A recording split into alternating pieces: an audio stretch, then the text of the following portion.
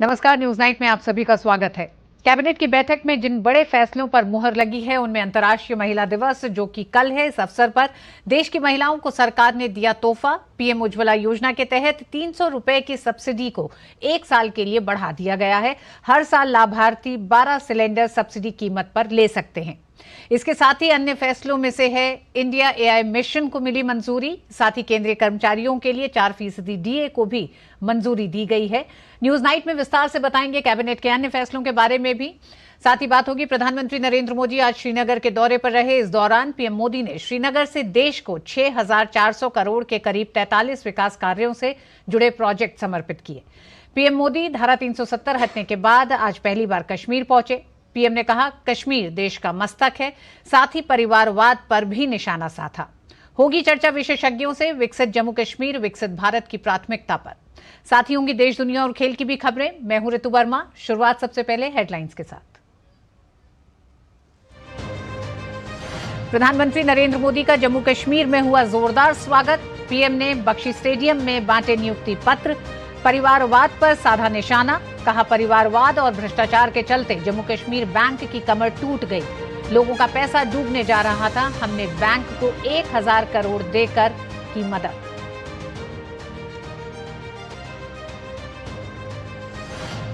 प्रधानमंत्री ने जम्मू कश्मीर को दी करोड़ों रुपए के प्रोजेक्ट की सौगात। श्रीनगर में विकसित भारत विकसित जम्मू कश्मीर कार्यक्रम में लोगों से किया संवाद। कहा, यहां झीलों में खिलता है कमल। धारा 370 खत्म होने पर बोले प्रधानमंत्री मोदी। कहा, 370 हटने के बाद नौजवानों की भावनाओं का हो रहा सम्मान।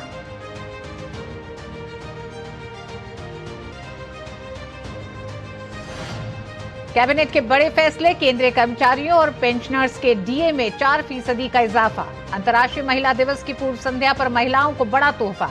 उज्ज्वला योजना पर 300 रुपए की सब्सिडी 1 वर्ष के लिए बढ़ी। इंडिया एआई मिशन को भी मंजूरी।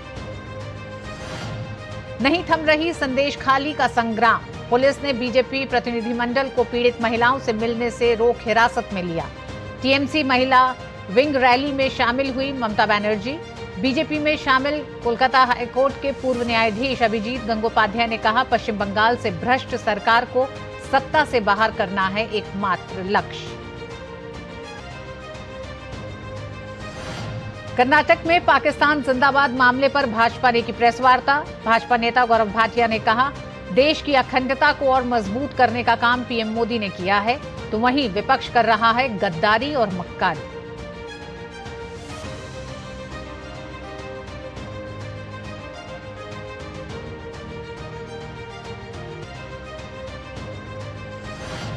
लोकसभा चुनाव से पहले बढ़ रहा है एनडीए का कुनबा। त्रिपुरा में मुख्य विपक्षी दल किप्रामोथा बना अलायंस का हिस्सा। अलग अलग दलों से लोगों का बीजेपी में आना जारी। केरल के पूर्व सीएम के करुणाकरन की बेटी हुई बीजेपी में शामिल।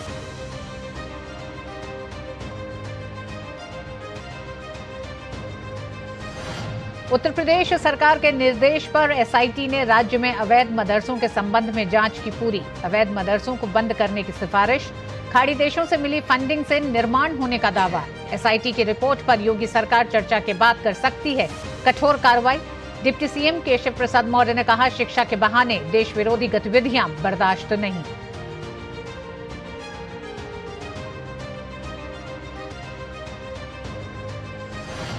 विदेश मंत्री एस जयशंकर ने टोक्यो में 16वीं भारत जापान विदेश मंत्री रणनीतिक वार्ता में लिया हिस्सा। दोनों देशों के बीच रणनीतिक साझेदारी की प्रगति, द्विपक्षीय समेत कई अहम मुद्दों पर हुई बातचीत।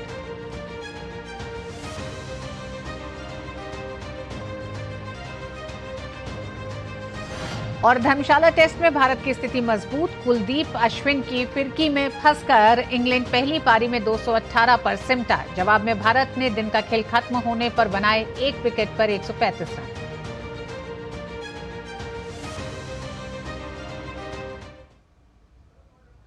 प्रधानमंत्री नरेंद्र मोदी अपने जम्मू कश्मीर दौरे पर श्रीनगर के बख्शी स्टेडियम पहुंचे, जहां वह विकसित भारत विकसित जम्मू कश्मीर कार्यक्रम में शामिल हुए। कार्यक्रम के दौरान प्रधानमंत्री ने कई हजार करोड़ों की सौगात प्रदेश को दी। इसके अलावा प्रधानमंत्री ने स्वदेश दर्शन और प्रसाद योजना के अंतर्गत करीब 1400 करोड़ रुपए से अधिक राशि की पर्यटन क्षेत्र से संबंधित कई परियोजनाओं का शुभारंभ किया। वहीं लगभग 43 परियोजनाओं का शुभारंभ किया गया, जो देश में तीर्थ यात्रा और पर्यटक स्थलों की एक विस्तृत श्रृंखला को विकसित करेंगी। इस मौके पर प्रधानमंत्री ने जम्मू कश्मीर पुलिस के साथ अन्य सशस्त्र बलों के शहीद जवानों और प्रदेश के सरकारी कर्मचारियों को नियुक्ति आदेशों का वितरण किया।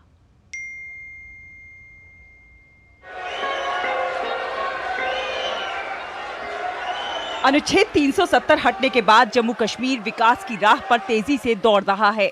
इसी रफ्तार को और आगे बढ़ाने के उद्देश्य से प्रधानमंत्री नरेंद्र मोदी ने गुरुवार को श्रीनगर में प्रदेश को हजारों करोड़ रुपए की अनेक परियोजनाओं की सौगात दी।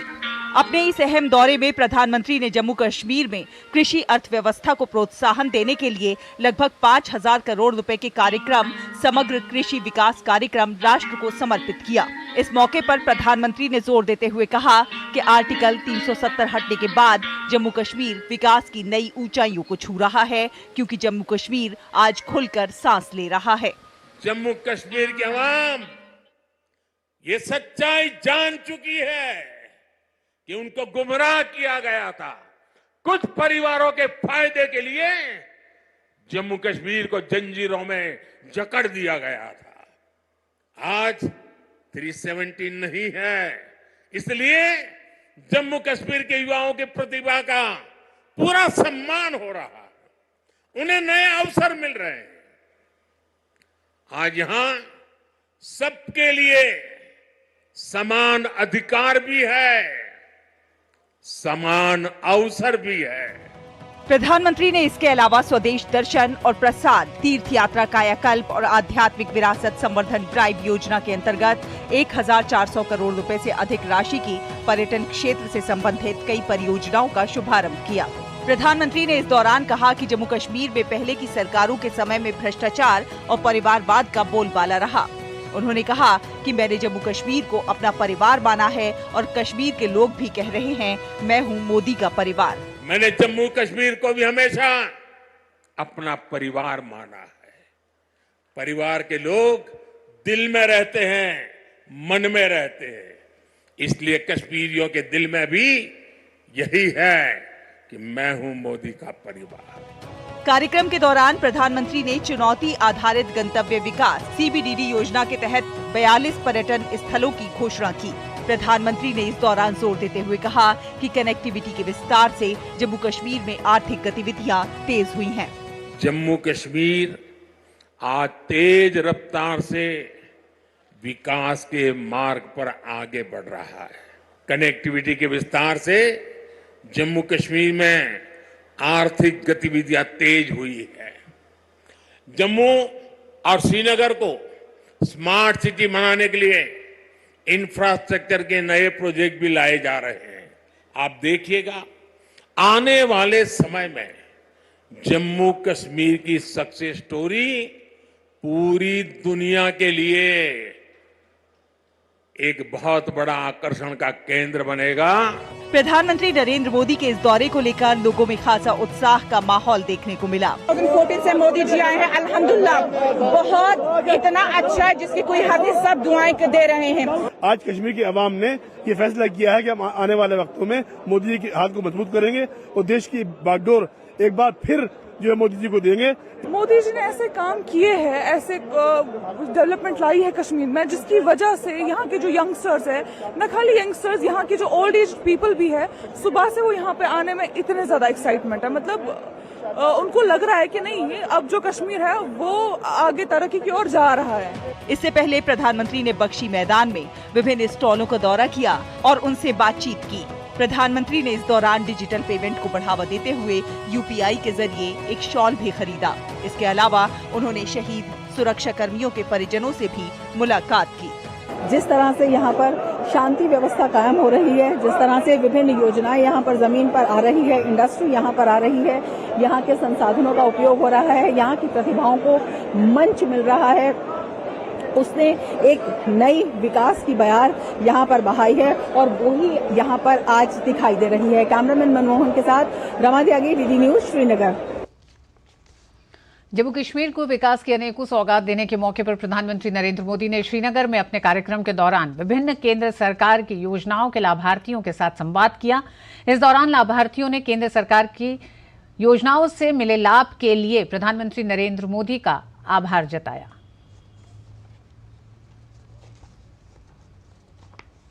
के विषय में, अपनी यात्रा के विषय में, ये सफलता की सीढ़ियां कैसे प्राप्त की, मैं जरूर आपसे सुनना चाहता हूं। जी आदाब सर, मेरा नाम हमीदा है। मैं ब्लॉक लॉ डिस्ट्रिक्ट गांधरबल से बोल रही हूँ। सर मैंने 12वीं पास किया था। 12वीं पास करने के बाद मैं घर में ही खेती बाड़ी के कामों में घर वालों की मदद कर रही थी। इसी पे मैंने काम किया और मैंने 2019 में एक मैन्युफैक्चर यूनिट खोला जिसमें मैंने इस दूध को प्रोसेस किया, जहाँ पे मैं एक पाउच पैकिंग करती हूँ और दही भी बनाती हूँ और मैं चीज भी बनाती हूँ। सर इसमें एक खास बात ये थी कि मैंने न सिर्फ अपने आप को रोजगार दिया बल्कि अपने साथ औरों को जोड़ा। जैसे मेरी बहनें, उनको जोड़ा जहाँ से मैं दूध कलेक्ट करती हूँ। कितने लोगों को रोजगार मिला होगा आपके कारण? जी सर, मैंने अपने साथ 5-6 बंधु को जोड़ा है। उसके अलावा अपने अच्छा, मिल्क प्रोसेसिंग में क्या क्या करती हैं? सर मैं मिल्क प्रोसेसिंग में पैकेट्स बनाती हूँ जिसमें हम दूध वगैरह की क्वालिटी मेंटेन करते हैं। उसमें खास बात ये है सर कि जो हमारा दूध वहां से प्रोसेस होता है उसमें कोई प्रिजर्वेटिव नहीं होता है, जो कोई बच्चा भी पी सकता है और बीमार भी पी सकता है। आप इतना बड़ा काम कर रही हैं और इसके साथ साथ आप पोषण का भी काम कर रही हो। भारत सरकार का पोषण का बड़ा अभियान है। आप जिस प्रोडक्ट को लेकर के बाजार में गई हो उसके कारण न्यूट्रिशन के जो इश्यूज होते हैं उसको भी एड्रेस कर रही हो। आप एनवायरनमेंट की भी चिंता कर रही हो और आप वैल्यू एडिशन भी कर रही हो। एक साथ आप अनेक काम कर रही हो। मैं आपको और आपकी पूरी टीम को बहुत बहुत बधाई देता हूं। और न्यूज नाइट में वक्त एक छोटे से ब्रेक का है। खबरें भी जारी हैं। साल, बरस और सदी नहीं, एक युग गुजर जाएगा। उम्र न पूछो वंडर की, जब फर्क नजर आएगा। वंडर सीमेंट, फर्क नजर आएगा। चुलबुलापन जिसकी हर बात में भूल जाए। मेरी जैसी मेरी अपनी पताका चाय, गजब का स्वाद। मैं क्या जी, सब जानते हैं, जहां दिखे मारियो, अपना समझ के खा लियो।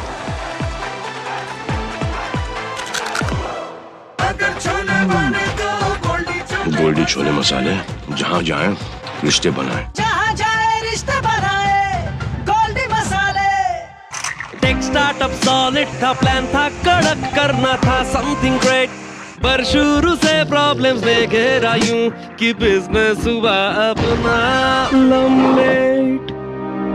बिजनेस गुरु की जरूरत थी खास, सीधे गए SBI स्टार्टअप ब्रांच पे तो खुल गया success. Startup advisory and support SBI startup branch पे। मोदी सरकार की गारंटी, हर घर पहुंचेगा नल से जल। अब तक 14 करोड़ से अधिक नल कनेक्शन। हमारा संकल्प, विकसित भारत।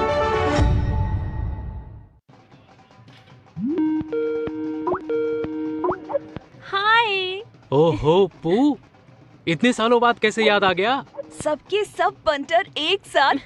और क्या चल रहा है आजकल? डिजिटल मार्केटिंग की ऑनलाइन क्लासेस लेती हूँ। यार मेरा तो तुम लोग जानते हो, जैसे तैसे कॉलेज पास किया, फिर मैंने कंप्यूटर रिपेयरिंग स्किल सीखी। भाई मैं तो कुश्ती करता हूँ और अब देश के लिए ओलंपिक में गोल्ड लाना है। यार मेरा दिल्ली में स्टार्टअप है। विकसित भारत के विजन को लेकर देश की अमृत यात्रा का नेतृत्व हमारे युवा ही कर रहे हैं। युवाओं ने देश का मान बढ़ाया है, NEP ने जिसे सजाया है, अपने कौशल को फैलाया है, नए रोजगार को पाया है। अमृत काल की ये आंधी है, मोदी सरकार की गारंटी है। Direct plan mutual fund schemes में खुद इन्वेस्ट करने का एक ऑप्शन है। म्यूचुअल फंड्स खुद ही सी, जैसे मैंने फिट रहने के लिए ट्रेनर रखा है। तो दिखता ही है भाई।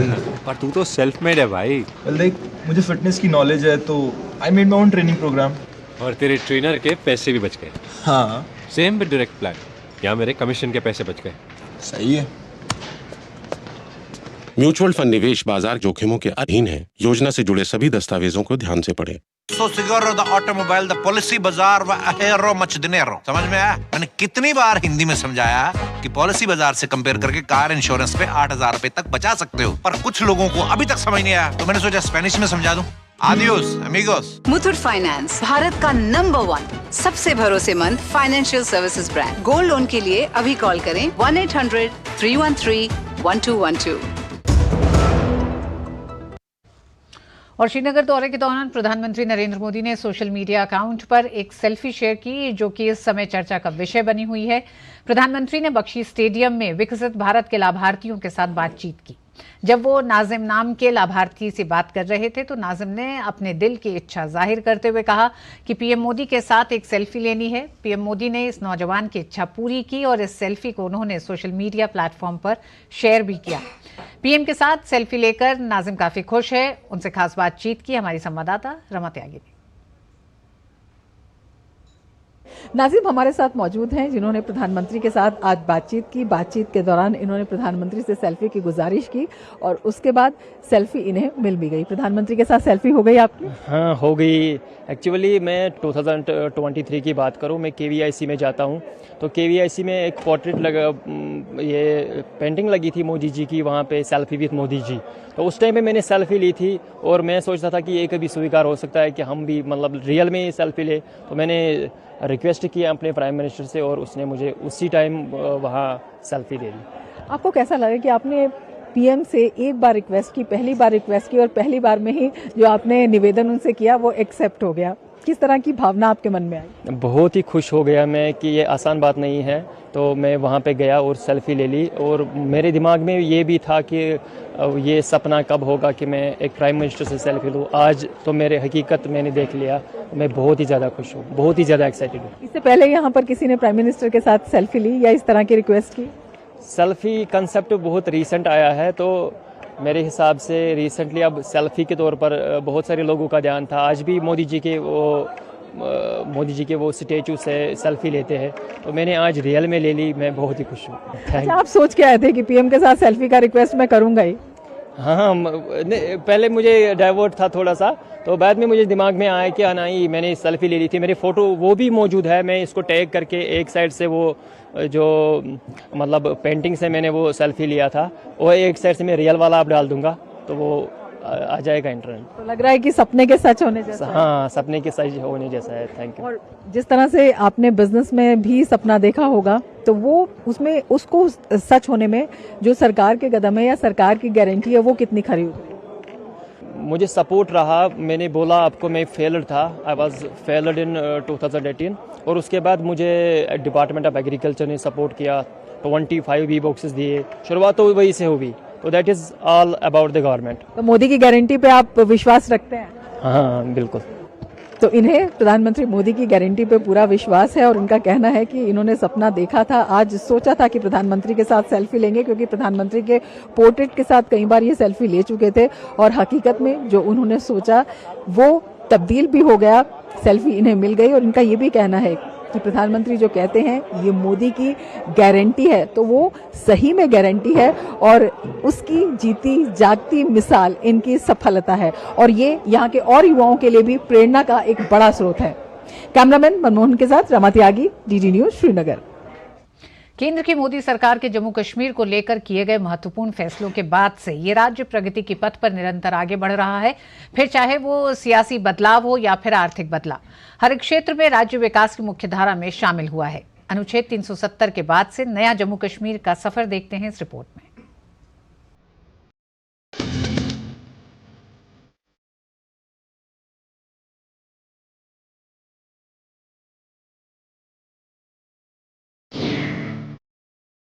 अनुच्छेद 370 के हटने के बाद से केंद्र शासित प्रदेश जम्मू कश्मीर लगातार विकास की सीढ़ियां चढ़ रहा है। ये सिर्फ कागजों पर ही नहीं बल्कि धरातल पर भी प्रत्यक्ष रूप से देखा जा सकता है। कभी सड़क, बिजली, पानी के साथ ही अन्य सुविधाओं से वंचित कश्मीर वासियों के लिए साल 2014 से ही केंद्र की मोदी सरकार संवेदनशील रही है। केंद्र सरकार की कोशिशों को स्थानीय लोगों का भी साथ मिला है। आज जम्मू कश्मीर में न सिर्फ आतंकी गतिविधियों से प्रभावी तरीके से निपटा जा रहा है, बल्कि लोगों के साथ ही उनकी तकदीर भी बदलती दिख रही है।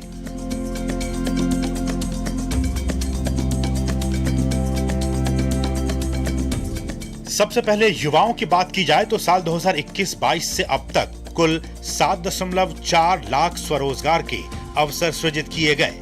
बेरोजगार युवाओं के लिए जिला स्तर पर नौकरी मेलों और प्लेसमेंट ड्राइव का आयोजन किया गया। पिछले 2 वर्षों में आयोजित रोजगार मेलों की संख्या 151 रही और इनमें कुल 1631 कंपनियों ने हिस्सा लिया। अगस्त 2019 से अब तक सरकारी क्षेत्र में कुल 31,830 रिक्तियां भरी गई हैं। केंद्र सरकार ने जम्मू कश्मीर के औद्योगिक विकास के लिए 28,400 करोड़ रुपए के परिव्यय के साथ एक नई केंद्रीय क्षेत्र योजना अधिसूचित की है। साथ ही 3.98 लाख से अधिक की रोजगार सृजन क्षमता के साथ कुल 88,915 करोड़ रुपए के निवेश प्रस्ताव प्राप्त हुए हैं। पिछले 10 वर्षों में जम्मू कश्मीर में 50 नए डिग्री कॉलेजों सहित रिकॉर्ड संख्या में स्कूल, कॉलेज और विश्वविद्यालय खुले हैं। जम्मू कश्मीर में मेडिकल कॉलेजों की संख्या बढ़कर आज 12 हो गई है। जम्मू कश्मीर में 2 एम्स भी बन रहे हैं, जिनमें से जम्मू एम्स का उद्घाटन प्रधानमंत्री कर चुके हैं। प्रधानमंत्री विकास पैकेज 2015 के तहत जम्मू कश्मीर में सड़क, बिजली, स्वास्थ्य, शिक्षा, पर्यटन, कृषि, कौशल जैसे क्षेत्रों में 58,477 करोड़ रुपए की लागत से 53 परियोजनाएं कार्यान्वित की जा रही हैं। 2019 के बाद से जम्मू कश्मीर से हवा यातायात 2 गुना हो गया है। जल जीवन मिशन के तहत लगभग 13.54 लाख ग्रामीण परिवारों को नल जल कनेक्शन प्रदान किया गया है। जम्मू कश्मीर के 12.55 लाख पात्र किसानों को पीएम किसान के तहत उनके बैंक खातों में सीधे 2,570.08 करोड़ रुपए जमा किए गए हैं। पर्यटन की बात की जाए तो हाल के वर्षों में जम्मू कश्मीर में 1.88 करोड़ से अधिक पर्यटकों ने भी दौरा किया है। स्वास्थ्य के क्षेत्र में आयुष्मान भारत योजना के तहत कुल 8.87 लाख लाभार्थियों ने लाभ उठाया है। खेल की बात की जाए तो साल 2022-23 में विभिन्न खेल गतिविधियों में 62 लाख से अधिक की भागीदारी देखी गई है। कुल मिलाकर युवाओं की बात हो या फिर रोजगार की, एम्स की बात हो या फिर स्वास्थ्य, शिक्षा, पर्यटन या कृषि की, बीते वर्षों में केंद्र की मोदी सरकार के दूरदर्शी नेतृत्व में जम्मू कश्मीर में विकास का पर्व मनाया जा रहा है और प्रगति की नई इबारत लिखी जा रही है।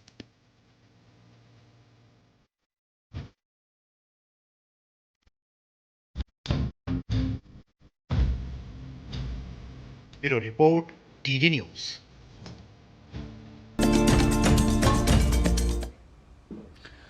और 50 दिन से ज्यादा समय तक फरार रहने के बाद शेख शाहजहां तो पकड़ा गया, लेकिन संदेशखाली की महिलाओं को न्याय मिलने का इंतजार अब भी जारी है। पश्चिम बंगाल की भाजपा सांसद लॉकेट चैटर्जी ने ममता सरकार को आड़े हाथ लेते हुए कहा कि पूरा देश संदेशखाली की हालत देख रहा है, लेकिन सीएम ममता बनर्जी संदेशखाली जाने के बजाय टीएमसी की रैली में भाग ले रही हैं।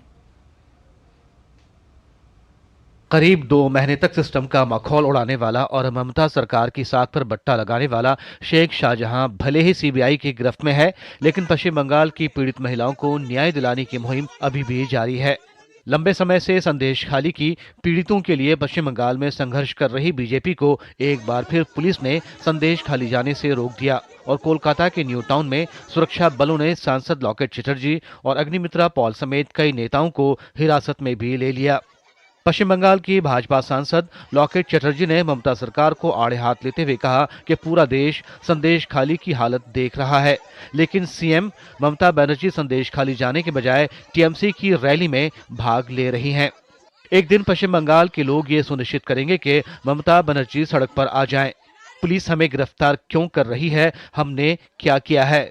ये डर गए, इसे छुपाने का कोशिश कर रहे हैं। अभी डरने का कोई इश्यू नहीं है। बहुत सारा संदेशखाली अभी बंगाल में छुपे हुए हैं। सब महिला लोग आवाज उठाएंगे। एक दिन ममता बनर्जी को महिला लोग यही रास्ते पे ऊपर बैठाएंगे जो हमने उनको विचार के लिए बैठे हुए हैं। अभी हम लोग चाहते हैं क्यों हम लोग को अरेस्ट करके लेके जाएंगे? हम लोग क्या गलती किया, क्या अन्याय किया? कुछ कागज अभी तक नहीं दिखा पाया, 144 धारा नहीं दिखाया जाया। वहीं भाजपा नेता अग्निमित्रा पॉल ने ममता सरकार पर जमकर हमला बोलते हुए कहा कि रोहिंग्या ममता बनर्जी का वोट बैंक है। शेख शाहजहां जैसे अपराधी रोहिंग्याओं को पश्चिम बंगाल में घुसने में मदद कर रहे हैं। संदेशखाली है 7 किलोमीटर दूर, आज हम लोग को बाधा दिया जा रहा है। क्यों? क्या छुपाने का कोशिश कर रहे हैं? क्या है संदेशखाली में जो आप छुपाना चाहते हैं? ममता बनर्जी, आपको हम वार्न करते हैं, आप मुख्यमंत्री रहेंगे तो हम बाधा दे सकते हैं, हम लोग 2 दिन बाद फिर से जाएंगे।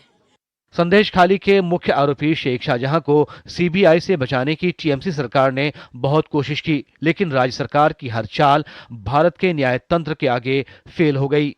तृणमूल कांग्रेस की सरकार ने हर तरीके का कोशिश की थी शेख शाहजहां को रोकने के लिए कि उसको सीबीआई के हाथ में नहीं दिया जाए, लेकिन भारतवर्ष की जुडिशियरी ने फिर से एक बार प्रमाण कर दिया कि भारत के संविधान बहुत शक्तिशाली है और वो ऐसे क्रिमिनल्स को बचाने की कोशिश करते हुई राजनीतिक पार्टियों को माफ नहीं करती। संदेशखाली की पीड़ित महिलाएं न्याय के लिए गुहार लगा रही हैं, लेकिन प्रदेश की मुखिया संदेशखाली जाने के बजाय कोलकाता में टीएमसी महिला विंग रैली में शामिल हुई। प्रसन्नजीत बख्शी के साथ bureau report, DD news. Karnataka में कांग्रेस समर्थकों द्वारा पाकिस्तान के पक्ष में नारे लगाने के मामले में भारतीय जनता पार्टी लगातार कांग्रेस पर हमले बोल रही है। भाजपा प्रवक्ता गौरव भाटिया ने कांग्रेस के नेता राहुल गांधी पर निशाना साधते हुए कहा है कि देशद्रोही जो पाकिस्तान जिंदाबाद के नारे लगाता है, राहुल गांधी उसे गले लगाते हैं। उनका कहना है कि कांग्रेस पार्टी की गद्दारी और मक्कारी सबसे पहले सामने आती है।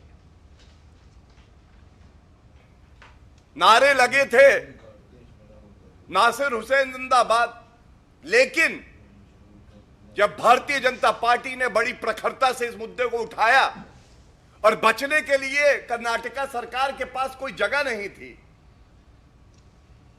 तो उन्होंने गिरफ्तारी करी।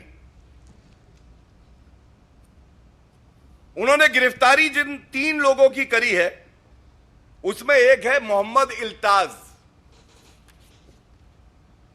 जो तस्वीर मैं आपके सामने रखूंगा, तस्वीर झूठ नहीं बोलती है। ये देखिए, भारत तोड़ो अन्याय यात्रा क्यों कहते हैं देशवासी।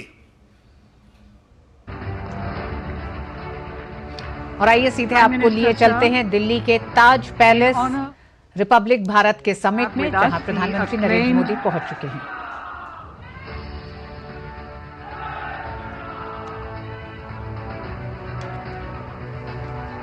We have with us the acclaimed Hindustani classical vocalist and author on Indian music and culture, Dr. Subhadra Desai. Performing at home and abroad for more than 2 decades, Dr. Desai is at present the chair professor of the Department of Hindustani Music at the University of Silicon Andhra, based in California. Today she is accompanied by Chetan Nigam on the harmonium, Gurbej Singh on tabla, Neerav Desai on manjira, while Rekha Pandey and Swati Bhagat are on tanpura and vocal support. Dr. Desai will now perform a rendition of Swagatam, Shubha Swagatam.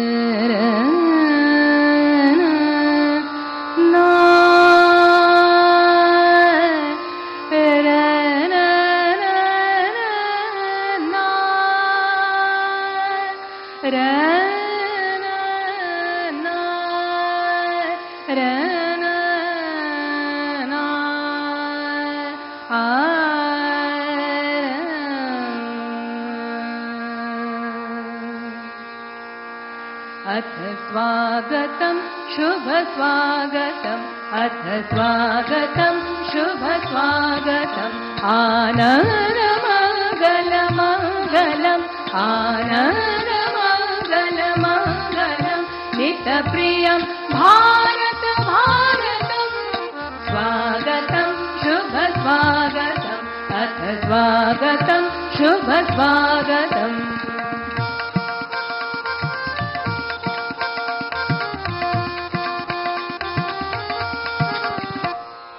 नित्य निरंतरता नवता, मानवता समता ममता, नित्य निरंतरता नवता, मानवता समता ममता, सारथि साथ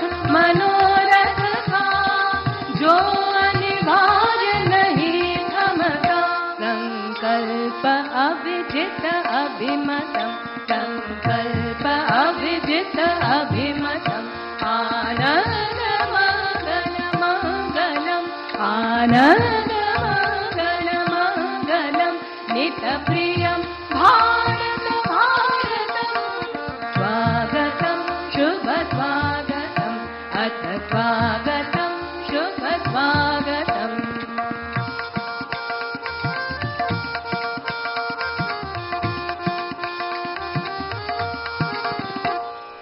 कुसुमितनयि कामनाय सुरभितनयि साधनाय कुसुमितनयि कामनाय सुरभितनयि साधनाय मयि प्रेमति क्रीडांगन में प्रमुदित बंधु भावनाय मयि प्रेमति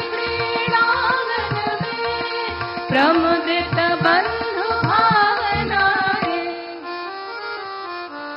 शाश्वत सुविकसित इति शुभम् शाश्वत सुविकसित इति शुभम् आनन्दमङ्गलमङ्गलम् आनन्दमङ्गलमङ्गलम् नितप्रियं भारत भारतम् स्वागतं शुभ स्वागतम् अथ स्वागतं शुभ स्वागतम् अथ स्वागतं शुभ स्वागतम्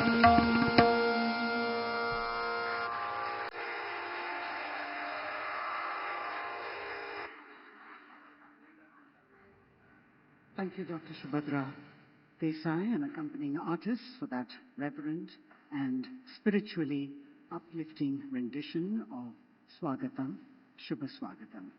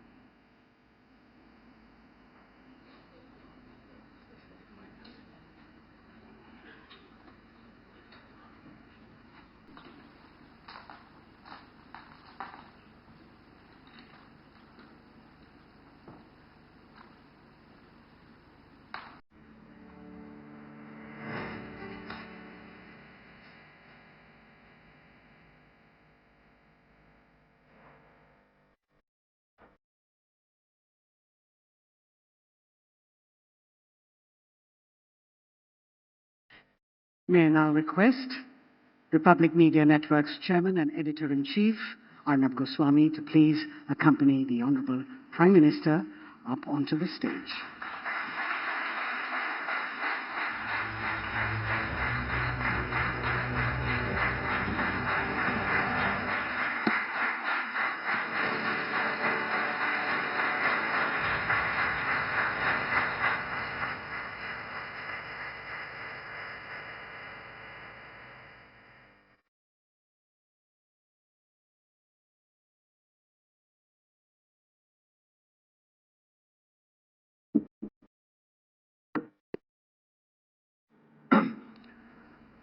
माननीय प्रधानमंत्री नरेंद्र मोदी जी,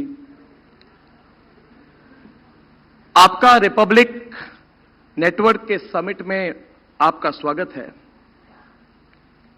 आज मैं आपके सामने फिर एक बार अपनी दिल की बात रखना चाहता हूं, अनुमति हो तो प्रधानमंत्री जी। प्रधानमंत्री जी, पहले तो मैं कहना चाहूंगा कि इस रिपब्लिक नेटवर्क का बहुत बड़ा सौभाग्य है और सबसे बड़ा सौभाग्य है कि हर बार रिपब्लिक समिट में आप मौजूद रहे।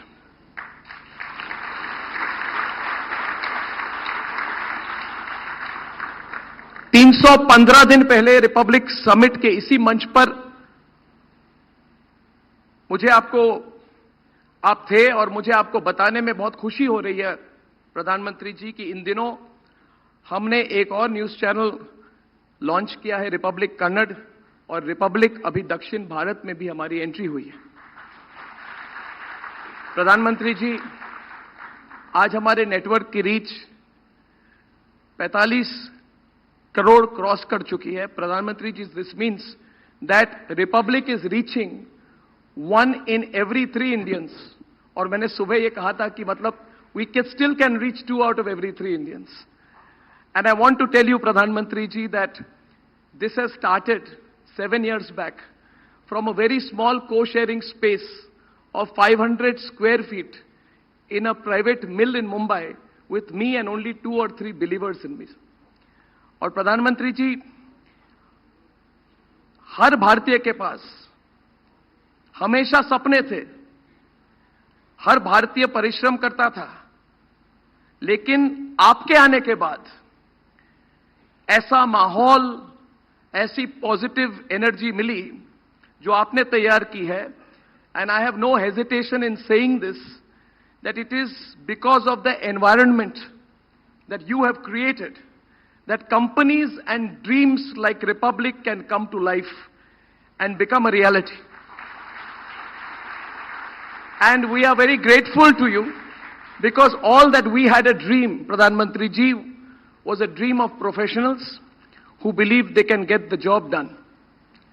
आपके विजन और आपके लीडरशिप ने ऐसा माहौल बनाया इस देश में जिसमें पहला तो लेवल प्लेइंग फील्ड मिली है, सेकंड एक पॉजिटिव इन्वेस्टमेंट क्लाइमेट मिली है, और थर्ड एक प्रोटेक्टिव इकोसिस्टम मिली है which keeps भारतीय dreams secure in an environment of economic stability.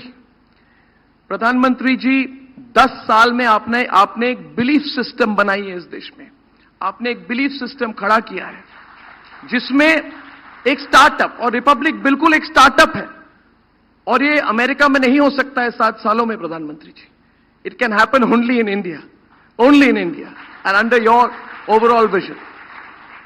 And Pradhan Mantri ji, the most important thing about your belief system, which matters to me personally, matters to everybody at Republic and everybody here, जिसके बारे में ज्यादा बात नहीं होती, it is because your belief system is based on high ethics, naitikta, which is at the core of it. And I remember that in India, people used to say कि people with ethics, people with ideals and idealism can never get far. It is because of your vision and your leadership that ethics are today the baseline of success in this country. चाहे राजनीति हो, चाहे corporate culture हो, चाहे media हो, ethics, नैतिकता के जरिए सफलता की सीढ़ी चढ़ी जा सकती है। This is what we have personally benefited from. प्रधानमंत्री जी, आपके विजन से हम प्रेरणा लेते हैं। अभी हमारा लक्ष्य है कि हर साल एक रीजनल लैंग्वेज में एक चैनल लॉन्च करना चाहते हैं। हमारे पास उतनी पूंजी नहीं है, अगर हो सके तो हम 2 लॉन्च करेंगे। And I want to share with you that this goal of Republic, प्रधानमंत्री ji, is not backed by any foreign money, foreign investment. I tell you frankly, there is not 0.00001% foreign investment in this company. I can tell you it is the purely Swadeshi company from the soil of India, Pradhan. हमारी asset सिर्फ हमारा मेहनत है, क्योंकि at a personal level, जैसे परिवार से हम आते हैं, जिस परिवार से मैं आता हूं, my mother was in the audience here, she is been a school teacher, my father was an army officer. हम मध्यम वर्गीय परिवार से आते हैं, हम कोई डायनेस्ट नहीं है, और हमने अपने करियर के पहले दशक में अपने सपने को टूटते हुए भी देखा है अलग सिस्टम के अंदर। अभी जो माहौल है, the sense of stability that you have given has changed everything. और प्रधानमंत्री ji, I want to share something with you which I was waiting till today to tell you. आपने कहा क्या हो रहा है, तो मैं उस समय बोल नहीं पाया, तो मैं आपको स्टेज से कह रहा हूं, प्रधानमंत्री जी, जितना संघर्ष हुआ रिपब्लिक का, जितनी कठिनाई से हम आए, आप सब जानते हैं, मगर सच्चाई के साथ हम बढ़ रहे हैं, मुश्किलें हम पार कर रहे हैं।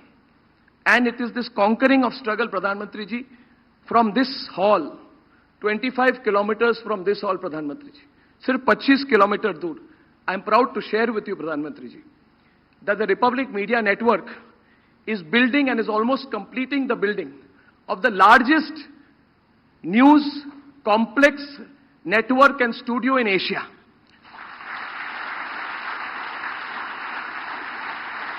And I have no hesitation in saying I'm inspired by you, because you may not remember, Pradhan Mantri ji, but 7-8 years back you said that India needs a global media. और आपने कहा था ये सिर्फ सरकार का काम नहीं है, कोई एंटरप्रेन्योर इंडिया से करे, and we have taken upon the challenge. That center, I hope and pray that one day you will visit our news center. My dream is to set up within 1 year, 1.5 years, Pradhan Mantri ji, the first global news organization from the soil of India, operating from New Delhi, from the National Capital Region.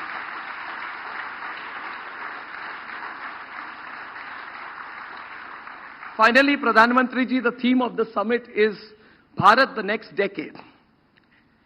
लेकिन मैं एक और कदम बढ़कर कहूंगा कि आने वाले दशक जो है वो भारत का है, हर भारतीय के लिए विकसित भारत एक लक्ष्य है. आपने रेड फोर्ट से कहा था, वहां से it really went into our hearts.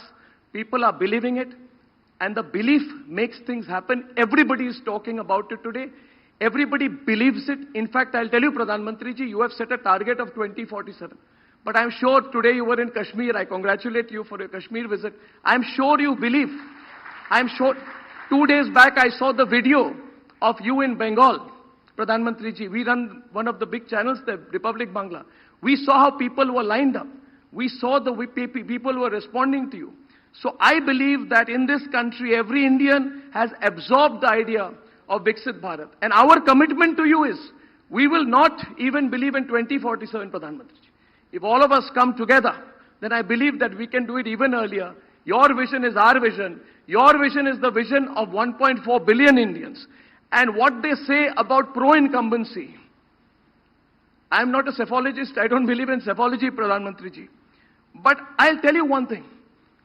Pro-incumbency for me, as a citizen of India, is when I see things happen in my lifetime, in our parents' lifetime, in our children's lifetime.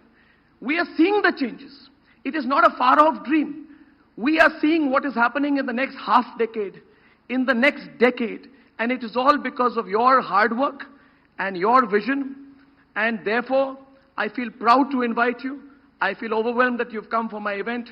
And Pradhan Mantri ji, I invite you to take the stage today and inspire all of us who have been waiting since morning with your vision,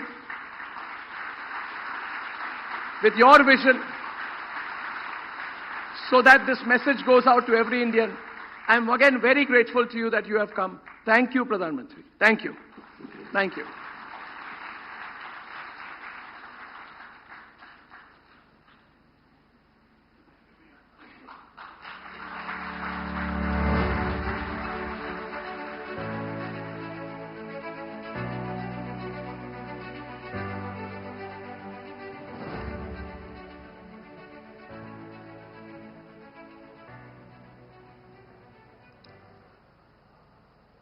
आप सबको नमस्कार.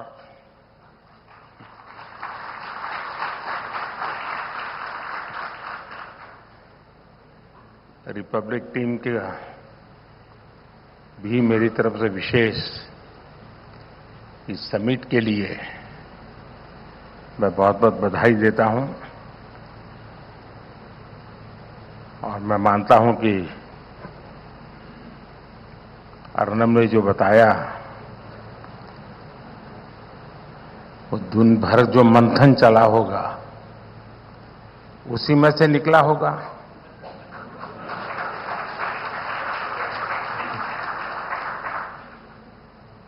और मैं आने से पहले पानी इसलिए पिया, इतना सारा मैं पचा पाऊंगा कि नहीं पचा पाऊंगा.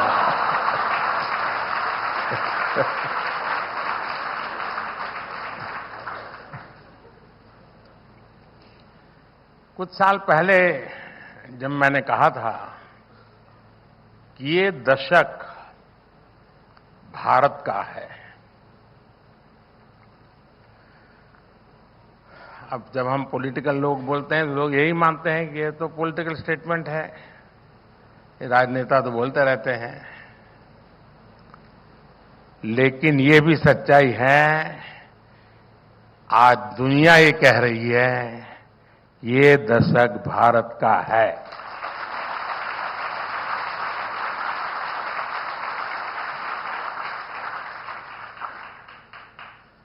और मुझे खुशी है कि आपने एक कदम और आगे बढ़कर अब Bharat the next decade for चर्चा शुरू कर दी है। ये दशक विकसित भारत के सपनों को पूरा करने का एक अहम दशक है और मैं मानता हूं कि जो भी जिसको इन्फ्लुएंस कर सकता है, कोई भी पॉलिटिकल आइडियोलॉजी हो, कितने ही अपोजिशन ख्याल रखते हो, लेकिन ये कहने में क्या जाता है कि भाई ये 10 साल काम करने जैसे हैं, उसमें क्या जाता है। लेकिन कुछ लोग इतनी निराशा की गर्त में डूबे हुए हैं कि उनके लिए न ये सोचना, न ये सुनना और न ही ये बोलना बड़ा मुश्किल हो गया है। कुछ लोग खास हंसी शेयर कर रहे हैं तो स्वाभाविक है कि मेरी बात सही जगह पे पहुंच गई है।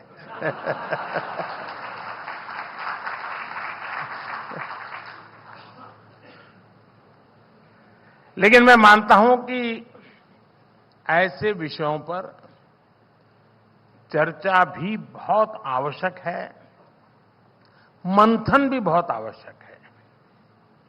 लेकिन साथियों, जिस दशक में हम अभी है, जो दशक अभी गुजर रहा है, मैं समझता हूं वो आजाद भारत का अब तक का सबसे इंपॉर्टेंट डेकेड है और इसलिए ही लाल किले से मैंने कहा था, यही समय है, सही समय है।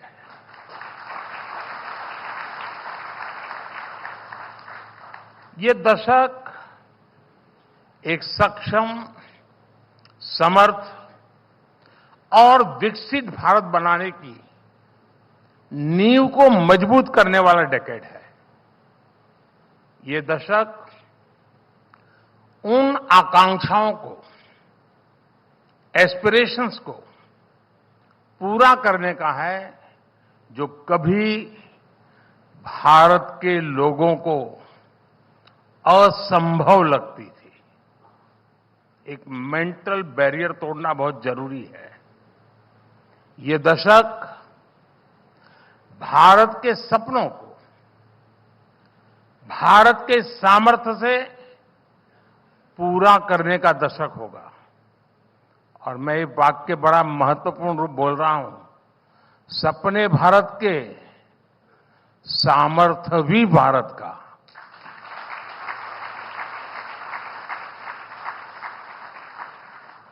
अगला दशक शुरू होने से पहले हम भारत को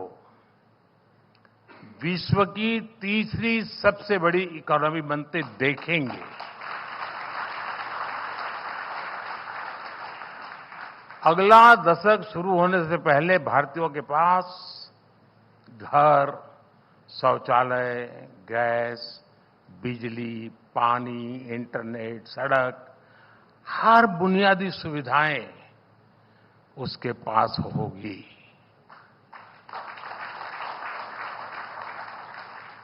ये दशक भारत में world class expressway, high speed train,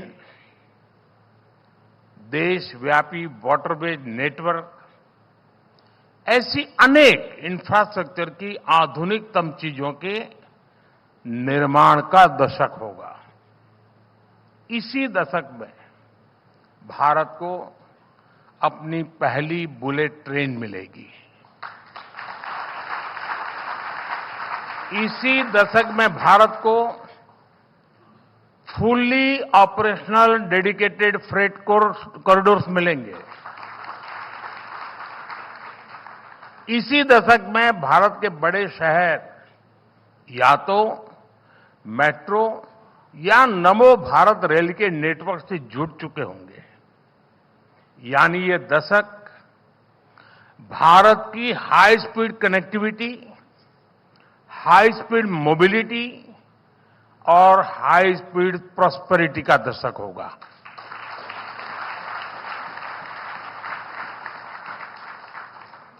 साथियों, आप भी जानते हैं कि ये समय वैश्विक अनिश्चितताओं और अस्थिरता का समय है और एक्सपर्ट्स कह रहे हैं कि सेकेंड वर्ल्ड वॉर के बाद ये सबसे अधिक अस्थिर समय अनुभव हो रहा है, उसकी तीव्रता भी और उसका स्प्रेड भी।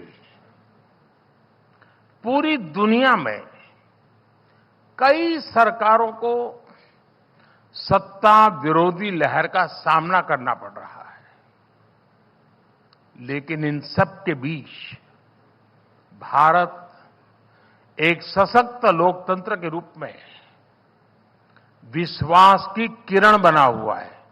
मैं आशा की किरण नहीं कह रहा हूं, मैं विश्वास की किरण बहुत जिम्मेवारी के साथ बोल रहा हूं। और ये स्थितियां तब है जब हमने देश में बहुत सारे रिफॉर्म्स भी किए हैं। भारत ने ये साबित किया है कि गुड इकोनॉमिक्स के साथ ही गुड पॉलिटिक्स भी हो सकती है। साथियों, आज एक वैश्विक जिज्ञासा, ग्लोबल क्यूरियोसिटी है कि भारत ने ये कैसे किया। ये इसलिए हुआ क्योंकि हमेशा सिक्के के किसी भी पहलू को नजरअंदाज नहीं किया। ये इसलिए हुआ क्योंकि हमने देश की जरूरतें भी पूरी की और सपने भी पूरे किए।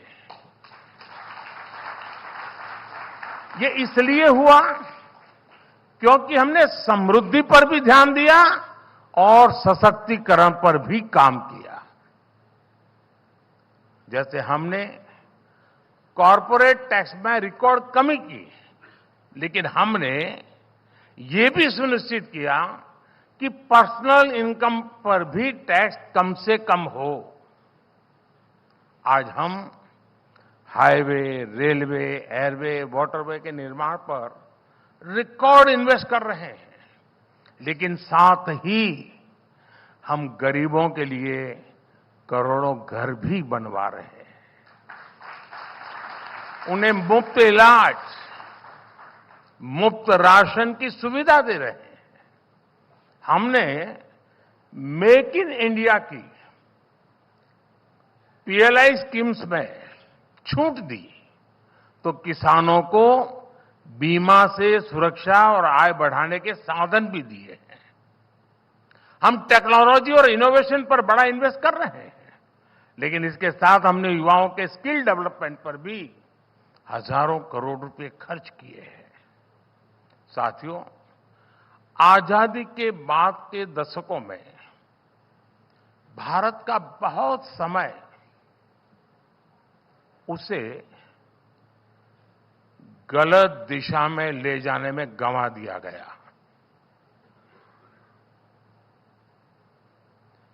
एक ही परिवार पर फोकस की वजह से देश का विकास डिफोकस हो गया।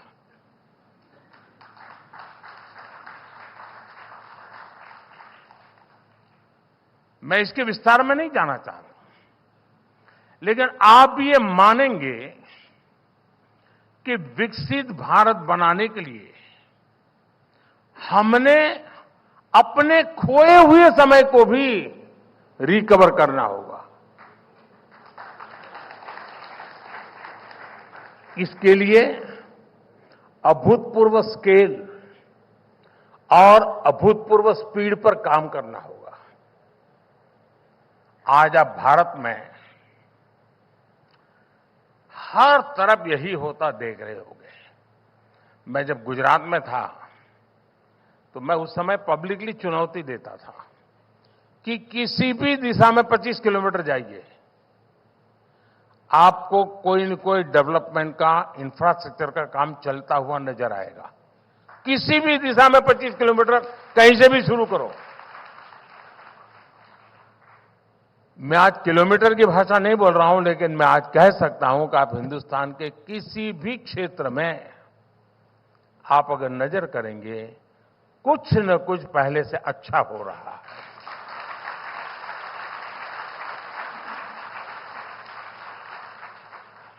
और आप लोग भले इस पर डिबेट कर रहे हैं कि तीसरे टर्म में बीजेपी को 370 से कितनी ज्यादा सीटें मिलेगी।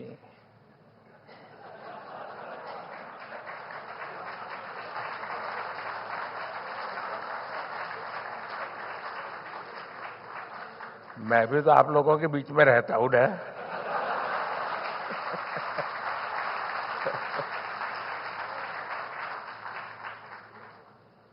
लेकिन मेरा पूरा ध्यान देश के विकास की स्पीड और स्केल पर को और बढ़ाने पर ही लगा हुआ है। अगर मैं सिर्फ 75 दिन का हिसाब दूं आपको,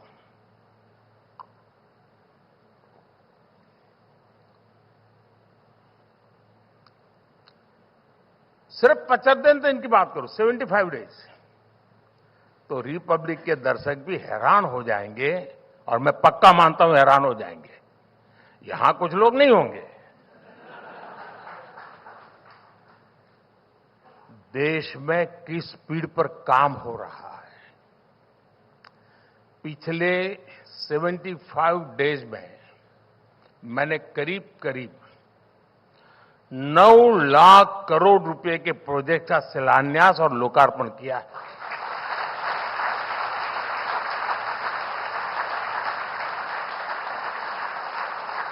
ये $110 बिलियन से भी ज्यादा होता है। दुनिया के कितने ही देशों का ये साल भर का खर्च भी नहीं है, और हमने सिर्फ 75 डेज में आधुनिक इंफ्रास्ट्रक्चर पर इससे ज्यादा इन्वेस्ट कर दिया है।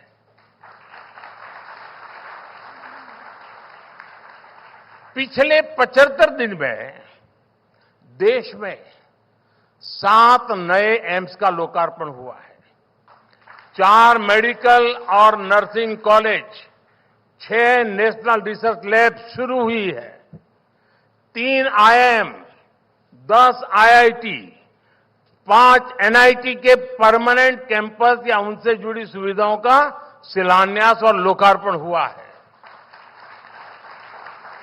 3 IIIT, 2 ICR और 10 सेंट्रल इंस्टीट्यूट का शिलान्यास और लोकार्पण हुआ है। स्पेस इंफ्रास्ट्रक्चर से जुड़ी 1800 करोड़ रुपए की परियोजनाओं का लोकार्पण किया गया है। इन्हीं 75 दिनों में 55 पावर प्रोजेक्ट्स का उद्घाटन या शिलान्यास हुआ है। काकरापार परमाणु ऊर्जा प्लांट के 2 नए रिएक्टर राष्ट्र को समर्पित किए गए हैं। कल्पकम में स्वदेशी फास्ट ब्रीडर रिएक्टर की कोर लोडिंग की शुरुआत हुई है, और ये एक बहुत बड़ा रिवॉल्यूशनरी काम है। तेलंगाना में 1600 मेगावाट के थर्मल पावर प्लांट का लोकार्पण हुआ है। झारखंड में 1300 मेगावाट के थर्मल पावर प्लांट का लोकार्पण हुआ है। यूपी में 1600 मेगावाट के थर्मल पावर प्लांट का शिलान्यास हुआ है। यूपी में ही 300 मेगावाट के सोलर पावर प्लांट का शिलान्यास हुआ है। इसी कालखंड में यूपी में ही अल्ट्रा मेगा रिन्यूएबल पार्क का भी शिलान्यास हुआ है। हिमाचल में हाइड्रो पावर प्रोजेक्ट का शिलान्यास हुआ है। तमिलनाडु में देश के पहले green hydrogen fuel cell vessel को लॉन्च किया गया है। यूपी के मेरठ सिंभावली ट्रांसमिशन लाइन का उद्घाटन हुआ है। कर्नाटका के कोप्पल में विंड एनर्जी जोन के ट्रांसमिशन लाइसेंस का उद्घाटन किया गया है। इन्हीं 75 दिनों में भारत के सबसे लंबे केबल आधारित ब्रिज का लोकार्पण हुआ है। लक्षद्वीप तक अंडर सी ऑप्टिकल केबल के काम को लोकार्पण करके पूरा करके लोकार्पण किया गया है। देश के 550 से ज्यादा रेलवे स्टेशनों को आधुनिक बनाने का काम शुरू हुआ है। 33 नई ट्रेनों को हरी झंडी दिखाई गई है। रोड, ओवरब्रिज, अंडरपास की 1500 से ज्यादा परियोजनाओं का शुभारंभ हुआ है। देश के 4 शहरों में मेट्रो से जुड़ी 7 परियोजनाओं का लोकार्पण किया गया है। कोलकाता को देश के पहले अंडर वाटर मेट्रो की सौगात मिली है। पोर्ट डेवलपमेंट की 10,000 करोड़ रुपए की 30 परियोजनाओं का लोकार्पण और शिलान्यास हुआ है। पिछले 75 दिनों में ही किसानों के लिए दुनिया की सबसे बड़ी स्टोरेज स्कीम शुरू हुई है। 18,000 कोऑपरेटिव के कंप्यूटराइजेशन के काम को पूरा कर दिया गया है। किसानों के बैंक खातों में 21,000 करोड़ रुपए से ज्यादा ट्रांसफर हुए हैं। और रिपब्लिक टीवी के दर्शकों को मैं याद दिला दूं कि ये वो प्रोजेक्ट हैं जिसमें मैं शामिल रहा हूं।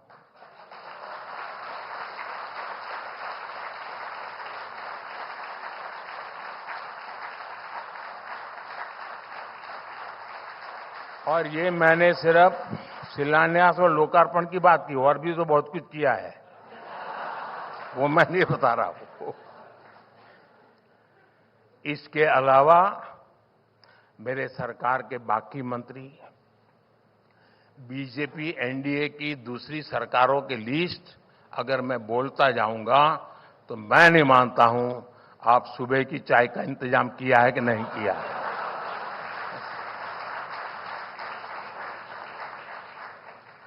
लेकिन मैं एक और एग्जाम्पल दूंगा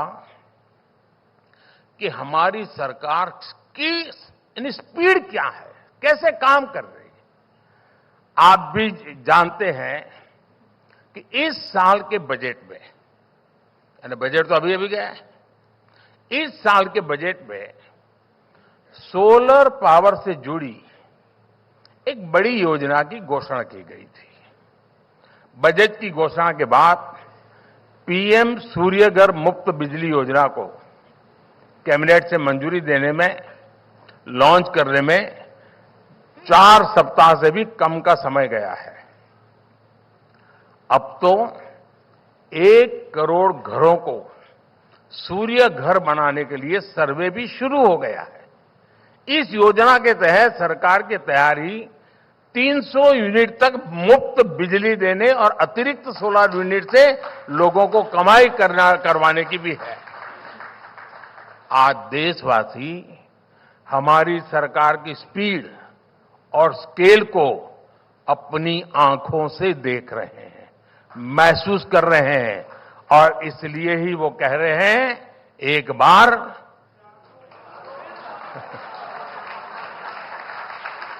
फिर एक बार। साथियों, अक्सर लोग मुझसे पूछते हैं कि आपके खिलाफ इतनी नेगेटिव कैंपेन चलाई जाती है, इतने हमले होते हैं, आपको फर्क नहीं पड़ता क्या? मैं उनको यही बोलता हूं कि अगर मैं इस नेगेटिव कैंपेन पर ध्यान देने लग गया तो फिर मुझे जो काम करने हैं वो रह जाएंगे।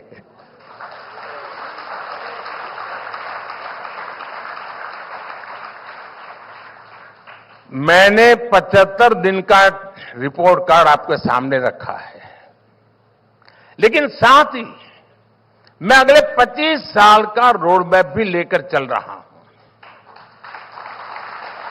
और मेरे लिए एक एक सेकंड कीमती है।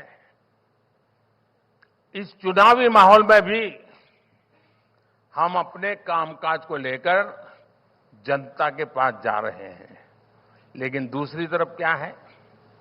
दूसरी तरफ गुस्सा है, गालियां है, निराशा है।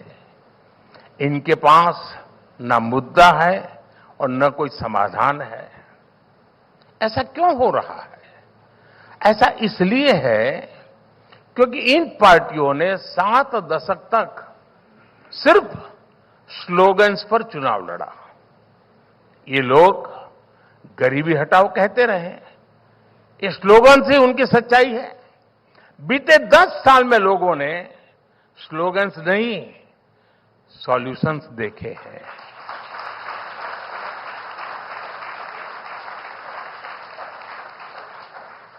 खाद्य सुरक्षा हो या खाद कारखानों को फिर से शुरू करना हो, लोगों को बिजली देनी हो या बॉर्डर इंफ्रास्ट्रक्चर को मजबूत करना हो, लोगों के लिए आवास योजना बनाने से लेकर आर्टिकल 370 को हटाने तक हमारी सरकार ने सारी प्राथमिकताओं को एक साथ लेकर काम किया है। साथियों, रिपब्लिक टीवी का सवालों के साथ बहुत पुराना रिश्ता रहा है। Nation wants to no.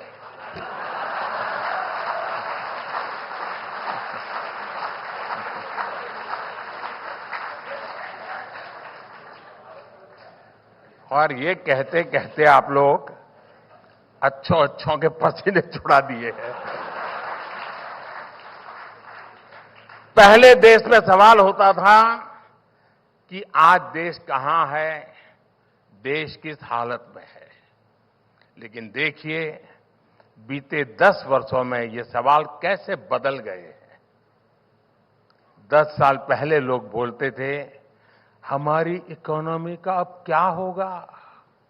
आज लोग पूछते हैं हम कितनी जल्दी तीसरी सबसे बड़ी इकोनॉमी बनेंगे।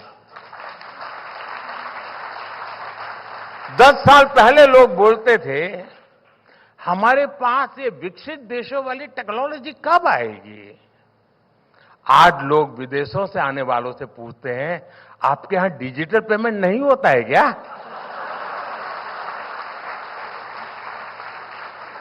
10 साल पहले लोग नौजवानों से कहते थे नौकरी नहीं मिलेगी तो क्या करोगे।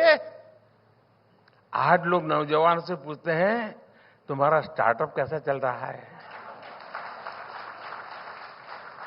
10 साल पहले एनालिस्ट पूछते थे इतनी महंगाई क्यों है। आज यही लोग पूछते हैं पूरी दुनिया के संकट के बाद भी भारत में महंगाई नियंत्रण कैसे है। 10 साल पहले पूछा जाता था विकास क्यों नहीं हो रहा, आज पूछा जाता है आखिर हम इतनी तेजी से विकास कर कैसे रहे हैं। पहले लोग पूछते थे अब कौन सा घोटाला निकला, आज पूछा जाता है अब कौन से घोटालेबाज पर कार्रवाई हुई।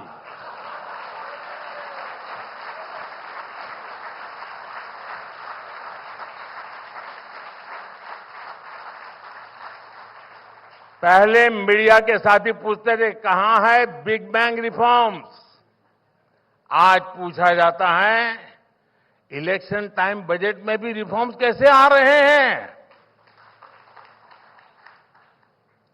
10 साल पहले लोग पूछते थे जम्मू कश्मीर से आर्टिकल 370 कभी खत्म होगा क्या। आज पूछा जाता है कश्मीर में कितने पर्यटक आए, कश्मीर में कितना निवेश आया। वैसे मैं आज सुबह ही श्रीनगर में था, अनेकों नई परियोजनाओं का शिलान्यास करके और लोकार्पण करके आया हूं। और आज नजारा ही कुछ और था दोस्तों। 40 साल से मेरा उस धरती से नाता रहा है। आज मैंने अलग मिजाज देखा, अलग रूप देखा, सपने देखे, आत्मविश्वास से भरे हुए लोग देखे मैंने। साथियों, दशकों तक सरकारों ने जिन्हें कमजोर मानकर, लायबिलिटी मानकर छोड़ दिया, इन 10 वर्षों में हमने उनकी जिम्मेदारी लेने का काम किया है। इसलिए मैं कहता हूं जिसका कोई नहीं, मोदी उसके साथ खड़ा है।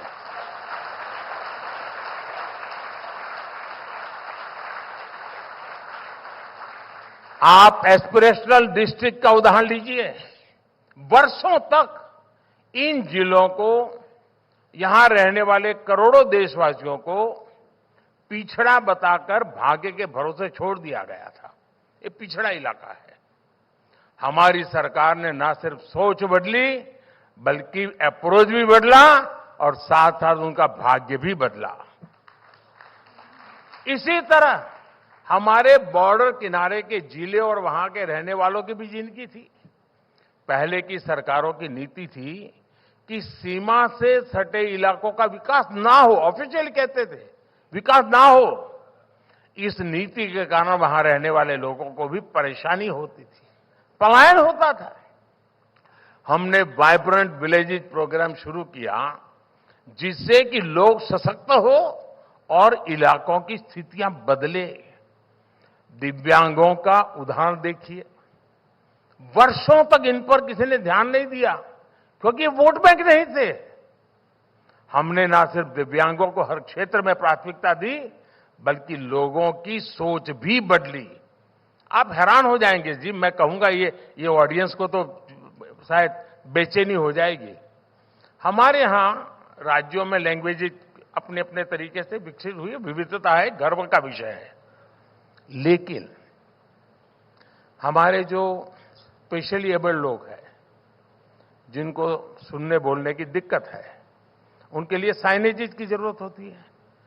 आप हैरान होंगे, हमारे देश में साइनेजेस भी अलग अलग प्रकार के चलते थे। अब मुझे बताइए कि दिल्ली का आदमी जयपुर जाए और सामने वाला दूसरी साइनेजेस से बात करेगा तो क्या होगा उसका। आजादी के इतने सालों के बाद मैंने उस काम को किया, कमेटी बिठाई और आज पूरे देश में मेरे दिव्यांग जनों के लिए एक ही प्रकार के साइनेजेस पढ़ाए जाते हैं। बात छोटी लगेगी लोगों, लेकिन जब एक संवेदनशील सरकार होती है ना, तब उसकी सोच, उसका अप्रोच जमीन से जुड़ा हुआ होता है, जड़ों से जुड़ा हुआ होता है और जनों से जुड़ा हुआ होता है।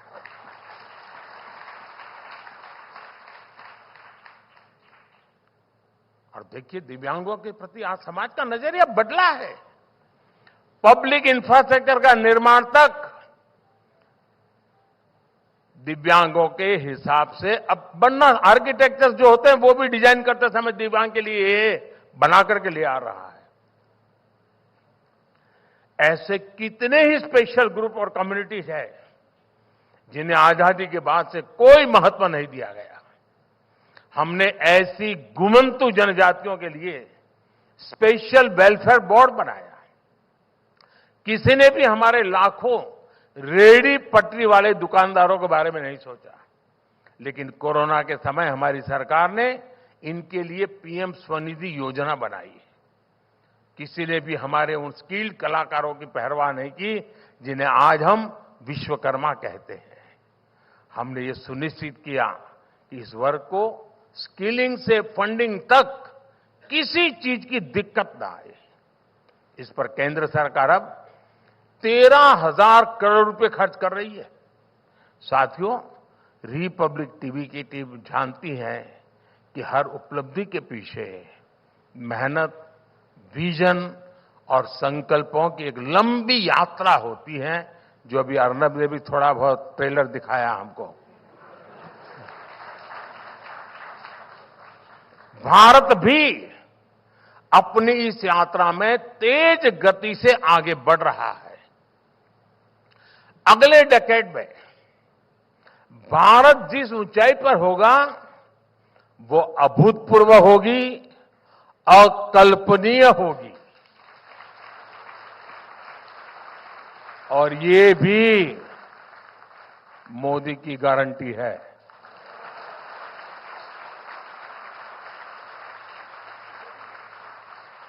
साथियों, मुझे अच्छा लगा आप भी एक ग्लोबल विजन को लेकर के आगे बढ़ रहे हैं, तो मुझे पक्का विश्वास है। लेकिन जो आपने कहा तो मैं विदाउट रॉयल्टी एक दो सुझाव दे दूं। कोई रॉयल्टी की जरूरत नहीं है मुझे। देखिए, आप राज्यों की जो चैनल बनाने के लिए सोच रहे हैं, एक के बाद एक करने जाएंगे तो मिल नहीं बैठेगा साहब।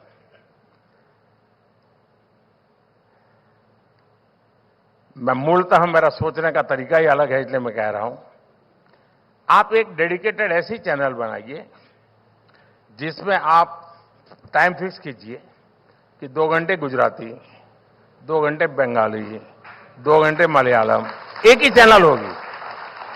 और आज गूगल गुरु आपका ट्रांसलेशन तो कर ही देता है। और मैं एआई की दुनिया में काफी आगे बढ़ा रहा हूं देश को। अब मेरे अपने भाषण 8-9 भाषाओं में तो आप आसानी के साथ सुन सकते हैं।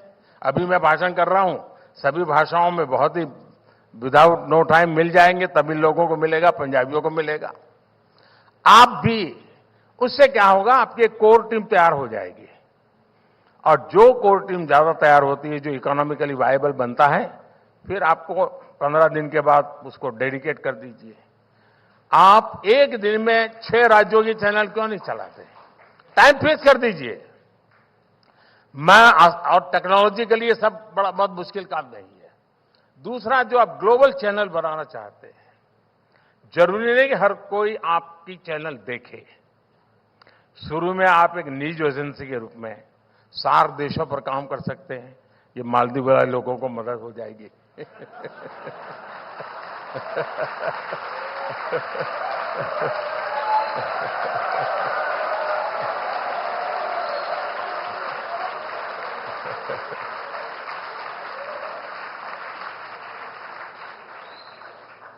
नसीब मेरा बहुत पुराना दोस्त है, तो मैं उसे कुछ भी कह सकता हूं। लेकिन अगर आप 4 देशों में कम से कम, क्योंकि उन लोगों को इंडिया के न्यूज में इंटरेस्ट होता है 4 देशों में, उनकी लैंग्वेज एक प्रकार से, फिर बिम्स्टेक में चले जाइए। धीरे धीरे मैं समझता हूं, लेकिन ये काम ऐसा नहीं होता साहब कि इस 5 साल में मनरेगा करूंगा, फिर 5 साल तक मनरेगा के ढोल पिटूंगा। देश ऐसे नहीं चलता है जी। देश तेज गति से चलता है। देश को बहुत बड़े काम करने होते हैं। और मैं मानता हूं आपको तो चुनाव लड़ना नहीं है, फिर चिंता क्यों कर रहे हो? और मुझे लड़ना है तो भी मैं चिंता नहीं करता हूं।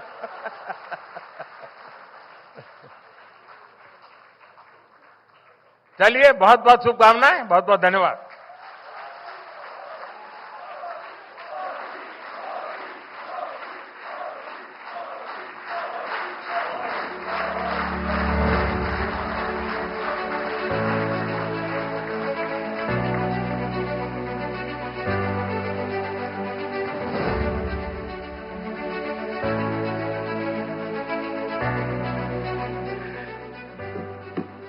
मोदी जी, प्रधानमंत्री जी। नरेंद्र मोदी रिपब्लिक भारत के समिट में शामिल हुए, जिसका थीम था भारत द नेक्स्ट डिकेड। और इस मौके पर उन्होंने अपने संबोधन में कई बातें रखी। उन्होंने कहा कि ये दशक भारत का है।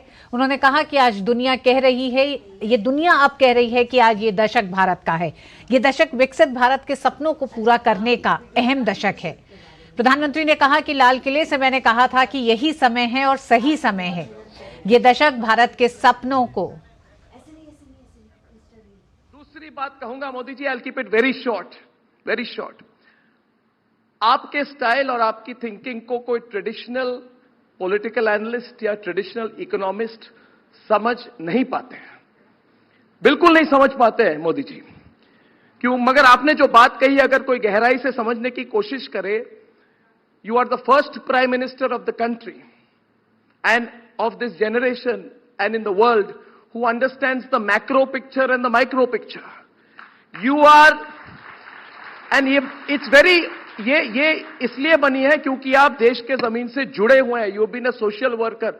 मैं आपको जानता हूं बहुत दिनों से मोदी जी, जब आप छोटे से रूम में रहते थे बीजेपी कार्यालय से पीछे, तो अब तो मैं, और Modi ji have been very kind to me. मुझे पता है आपको बहुत तकलीफ देता था तब भी मैं, मगर मैक्रो और माइक्रो समझना बहुत मुश्किल है। आप गगनयान और जीएसटी के बारे में भी सोचते हैं, मगर आपने जो दिव्यांगों के बारे में जो ये साइनेज सिस्टम की बात कही, इससे आपकी एम्पैथी और अंडरस्टैंडिंग भी दिखती है। This is very important for a leader and that's why people believe in. ये कोई स्ट्रक्चरल इकोनॉमिक्स की बात नहीं है मोदी जी। और आपने एक और बात कही जिससे मतलब हम पे बहुत प्रभाव पड़ा, सब पे प्रभाव पड़ा, और पिछले 5 दिन से ट्रेंडिंग है मोदी का परिवार। और कोई आर्टिफिशियल ट्रेंडिंग नहीं है, इनऑर्गेनिक नहीं है, ये लोग कह रहे हैं ऑल ओवर। जब से किसी ने कहा कि मोदी जी का परिवार ही नहीं है, तो it is non stop trending, हम मोदी के परिवार हैं। हमारे न्यूज रूम में छोटे बच्चे भी मैसेज, वीडियो मैसेज भेजते हैं, आपको मैं भेज दूंगा, मोदी का परिवार हैशटैग करके। और आपने कहा कि जिनको लायबिलिटी मानकर छोड़ दिया गया था, उनके साथ आप खड़े हैं। This is absolutely true. और यही मतलब स्ट्रक्चरल इकोनॉमिक्स से तो इकोनॉमिक नींव बनती है। आपने देश की सोशल नींव बनाई है। You have brought back respect, you have given respect to every Indian, respect to every Indian, Modi ji. Finally Modi ji, nation looks forward to your leadership. The nation looks forward to your leadership for many years and many decades to come. We wish you good health. The way you are working and the way you are traveling, we wish you absolutely the very best. And in 2 months, you are going to start your 3rd term.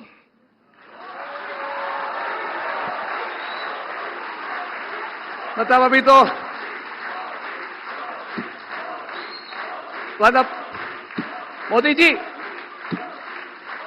7-8 हफ्तों में आप एक ऐतिहासिक mandate के साथ अपने ऐतिहासिक 3rd term की शुरुआत करेंगे। And we look forward to working with you to taking your vision of the country forward. Thank you from all of us at Republic. बहुत बहुत धन्यवाद प्रधानमंत्री जी।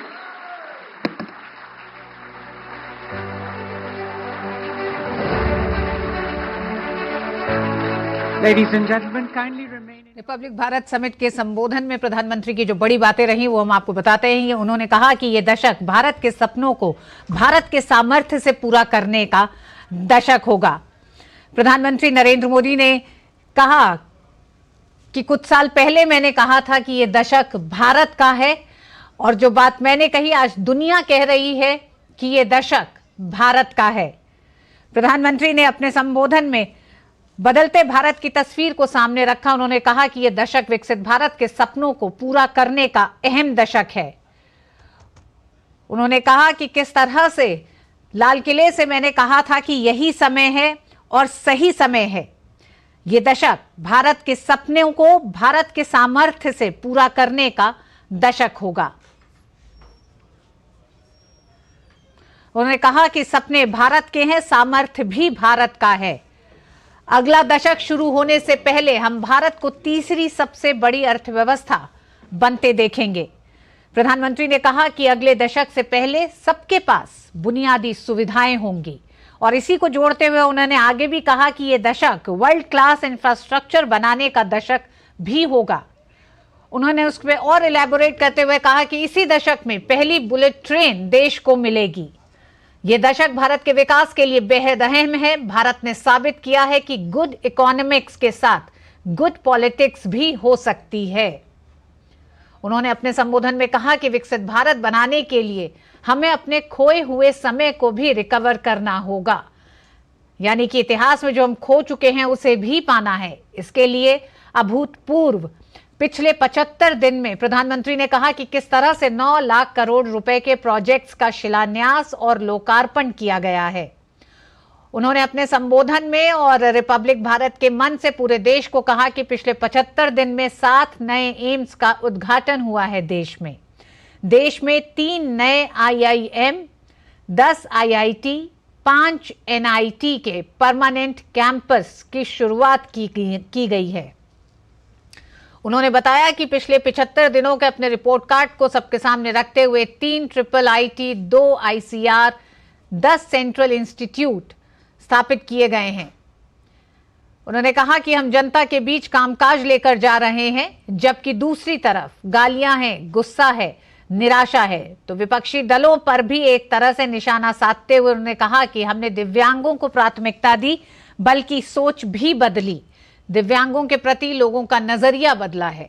उन्होंने कहा कि कोरोना के समय हमारी सरकार ने रेहड़ी पटरी वालों के लिए PM स्वनिधि योजना बनाई थी। अगले दशक में भारत अभूतपूर्व अकल्पनीय ऊंचाई पर होगा। उन्होंने अंत में कहा कि इस ऊंचाई तक पहुंचने की गारंटी ये मोदी की गारंटी है।